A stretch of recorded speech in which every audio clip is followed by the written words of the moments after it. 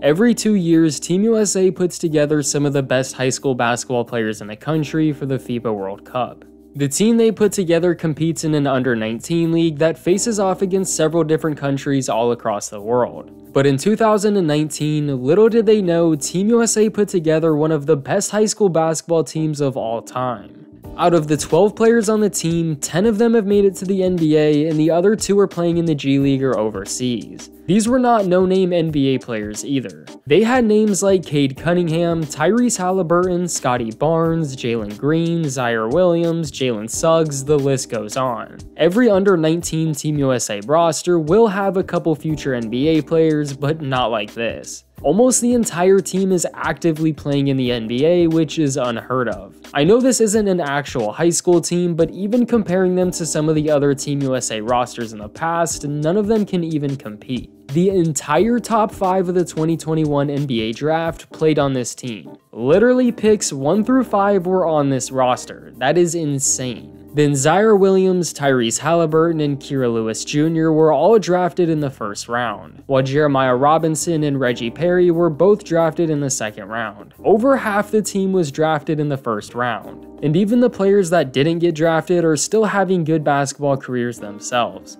Travion Williams has been playing in the G League, while Isaac Likely finished out his college career and is now playing overseas. Every player on the team has found success in basketball, and if you look at previous teams, that hasn't happened at all. And the amount of big names on this team on top of it is just crazy. But now that we know how stacked the team was, let's take a look at how they actually performed in the tournament. Real quick though, if you're not subscribed to the channel, then please subscribe and leave a like on the video. It takes 2 seconds and helps me out a lot. Regardless, Team USA came out on fire the very first game of pool play. And I'm sorry for the quality of some of these games. This all happened in 2019, but somehow the quality looks like they're from 2007. But their first game was against New Zealand, and they beat them by 40. They scored a total of 111 points and outscored them by 32 in the second half alone. These games are 10-minute quarters, being played by high schoolers, and they're still putting up NBA numbers. In a dominant performance like that, and with a team like they have, you're probably thinking one of the future NBA stars led them in points like Cade Cunningham or Jalen Green. But it was actually Reggie Perry who had 20 points in 20 minutes and shot better than anyone on the team by far. Then came Scottie Barnes with 16 and Jalen Green with 12. The next 2 pool games were more of the same, but this time some of the stars really showed out. They absolutely destroyed Senegal by 29 and had another win over Lithuania by 18. That game was a little bit closer, but they led pretty convincingly the entire time, so it never really felt that close. Tyrese Halliburton had 21 points and 8 assists to just 1 turnover. He also missed just 1 shot the entire game, which was a 3, but ended the game shooting 8 for 9. Then Jeremiah Robinson shot a perfect 8 for 8, and Cade Cunningham also scored 21 points. 6 of the players on the team had 10 or more points against Senegal, and really everybody was able to get involved, which is on par for the rest of the tournament. I also should probably mention that you won't hear much about Evan Mobley because he missed most of the games due to a back injury. He averaged 9 points and 6 rebounds in the time that he played, but was only able to play in 2 games. They finished pool play 3-0 and are playing exactly how you think they would. But in the first game of the actual World Cup, they had to play Latvia, who put up an incredible fight but still lost the game by 50 points.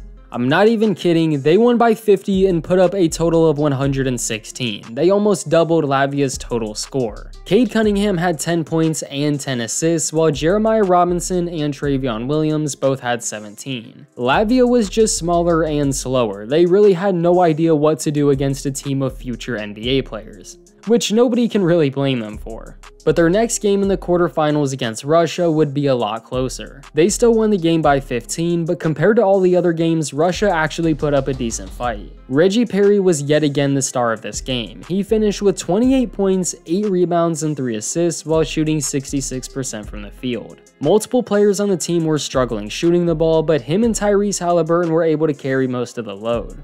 The next game, however, they were going up against a team they already played before in Lithuania. They beat them by 18 in the first game, so now they have to do it again. And they did very easily. They won by 35 points and every player on the roster contributed. 8 of the 11 players on the team had 8 or more points. Team USA dominated them in every category and had 22 offensive rebounds. But more importantly, they were finally in the championship game. They would face off against Mali, which is a country in Africa, and it was actually one of the closest games that Team USA played. They were able to come out on top and win the entire tournament 93-79. Mali beat the odds to even make it to the championship game and actually put up a good fight against Team USA. Cade Cunningham and Jalen Suggs were the leading scorers with 21 and 15. Everybody that got minutes played really well throughout the whole event, and with a team like they had, it's no surprise why. They could have put me on the roster and they still would have easily won. And the top scorers on the team were a lot different than you might think. Reggie Perry was actually the leading scorer with 13.1 points per game. Jeremiah Robinson was second and Cade Cunningham was third. Reggie Perry had a few standout games, so it's not a surprise he was the leading scorer, and it's not really surprising for Jeremiah Robinson either. I didn't talk about him a lot throughout this video because his stats weren't very insane, but they were very consistent. Some players were off and on, while Jeremiah was putting up his numbers every game, and he even had a couple double-doubles,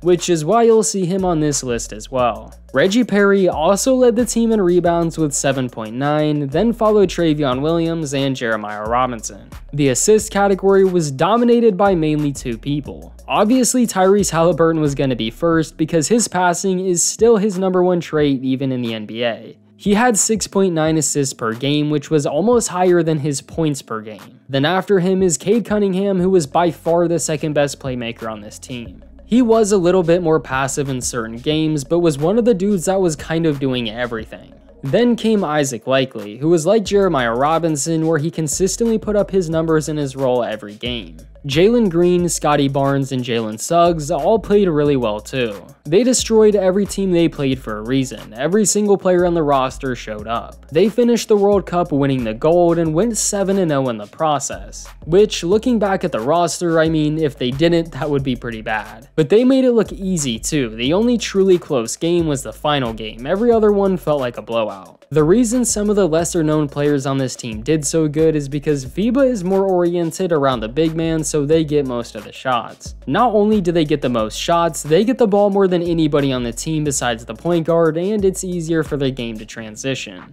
Not saying the big men deserve less credit, but it does make sense it was mostly bigs getting the buckets. They also did have Tyrese Halliburton, and if you play with him, your points per game is going up at least 5. And just because I didn't mention a certain player a lot, doesn't mean they play bad, there's just only so many minutes in a game. The team's average margin of victory was over 20 points, and I'm not sure if there's another USA team that will ever come close. It's not as easy as just looking up who the top recruits are. Do you know how crazy it is for them to literally have all top 5 picks of the 2021 NBA draft? They had 6 of the top 10 players in that draft. And since this only happened a few years ago, every player on the team is still in the beginning stages of their professional career. 11 out of the 12 players have made it to the NBA in some fashion, and who knows, there's still time for all 12 to get there. But comment down below what you think about this Team USA roster, and leave a like on the video for the YouTube algorithm. Subscribe to the channel if you're new for more basketball videos just like this one.